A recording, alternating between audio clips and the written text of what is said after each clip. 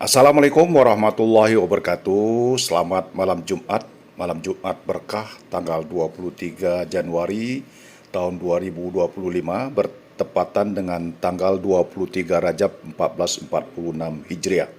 Malam ini sebagaimana biasanya setiap habis membaca surah Yasin kita berkumpul bersama-sama menyantap hidangan yang diberikan oleh jemaah yang membawa ke masjid untuk dimakan bersama-sama sebagai sedekah malam Jumat berkah. Baik, sahabat HRA, saya pada kesempatan ini akan menjelaskan atau perbedaan antara ghibah, membicarakan aib seorang muslim, dengan syahadah atau kesaksian, dan iqamatul hujjah, menegakkan hukum agama. Nah, ini beberapa contoh yang mungkin bisa kita pahami antara perbedaan tiga hal tersebut, ghibah, syahadah, dan iqamatul hujjah.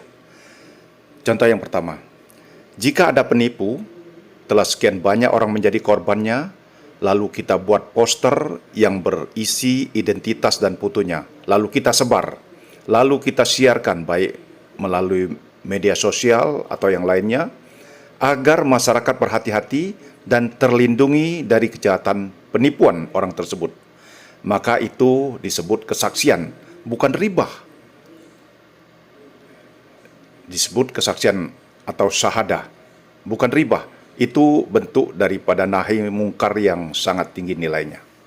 Kemudian contoh yang kedua, jika ada seorang saksi mata bersuara lantang di pengadilan, ia sampaikan apa saja yang ia lihat, ia bongkar identitas semua pelaku kejahatan, maka itu bukan ghibah, membicarakan aib seorang muslim, tapi syahadah alias kesaksian agar hukum ditegakkan atas para penjahat. Berisiko namun ia harus lakukan. Berisiko memang, namun ia harus lakukan. Jika ia menolak bersaksi, ia berdosa karena dianggap menutupi kejahatan.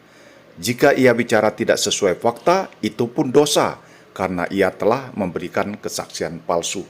Sekarang contoh yang ketiga. Ada pejabat dipilih dengan uang rakyat. Biaya pemilihannya habis banyak. Setelah terpilih, makan, minum, dan fasilitas hidupnya semua ditanggung oleh rakyat. Tapi kerjanya hanya menyusahkan rakyat. Kemudian timbul kritikan dari rakyat. Itu bukan ribah, tapi kesaksian atau syahadah. Bahkan kritik kepada pejabat yang zolim seperti ini dalam pandangan agama adalah bagian daripada amar ma'ruf nahi mungkar. Oke, sekarang contoh yang keempat. Suatu hari Hindun datang kepada Rasulullah untuk mengadukan Abu Sufyan suaminya. Wahai Rasulullah, sesungguhnya Abu Sufyan itu suami yang pelit dan bin bakhil. Ia tidak memberikan nafkah kepadaku. Bolehkah aku mencuri uangnya untuk kebutuhan diriku dan anakku? Dalam kasus ini, Hindun membongkar aib suaminya di depan Rasulullah SAW. Rasulullah SAW tidak menegurnya karena telah membicarakan aib suaminya. Bahkan beliau memperbolehkan Hindun mengambil uang suaminya tanpa sepengetahuannya untuk keperluan dirinya dan anaknya.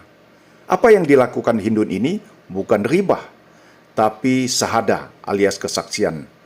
Ia harus membuka aib suaminya agar ia mendapat keadilan. Oke, contoh yang kelima. Ada seorang pemikir liberal aktif menyebarluaskan pemikiran sesatnya di tengah masyarakat lewat ceramah-ceramah dan tulisan-tulisannya hingga perlahan-lahan bertambahlah pengikutnya dan makin kuat posisinya. Mereka merasuk ke semua lini. Lalu kita bongkar identitasnya dan kita kritik pemikirannya. Itu bukan ribah, tapi iqamatul hujjah, menegakkan hukum agama. Contoh yang keenam.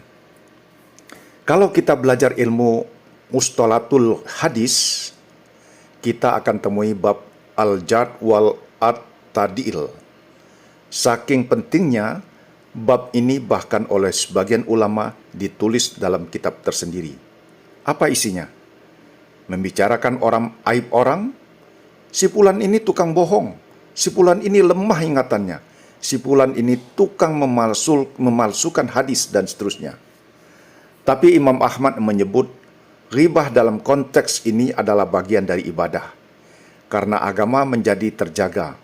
Warisan Nabi SAW tetap dalam keasliannya, dan terbongkarlah upaya musuh-musuh agama untuk merusak tatanan agama ini. Sebagaimana firman Allah dalam surat Al-Baqarah ayat 143, demikianlah kami jadikan kalian umat yang wasaton, agar kalian menjadi saksi-saksi atas perbuatan manusia.